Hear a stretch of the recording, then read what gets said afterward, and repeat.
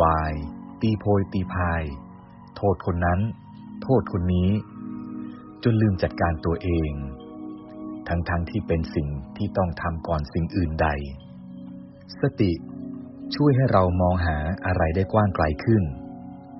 เวลามีอะไรมากระทบใจเราจะไม่ติดอยู่กับอารมณ์ความรู้สึกที่เกิดขึ้นตรงนั้นใครจะชังก็ช่างเขาใครว่าเราไม่ดีมันก็เป็นไปตามกรรมของเขาถ้าเขาพูดแต่สิ่งดีๆมันก็เป็นบุญของเขาเราเพียงอยู่เฉยๆอย่าไปสร้างกรรมต่อกันอีกตัดภพตัดชาติตัดให้ขาดก็ตัดกันเพียงเท่านี้มันไม่มีอะไรหรอกที่มันมีก็เพราะพวกเราโดนความคิดมันหลอกให้สำคัญให้มั่นหมายกับอัตตาตัวตนพออัตตา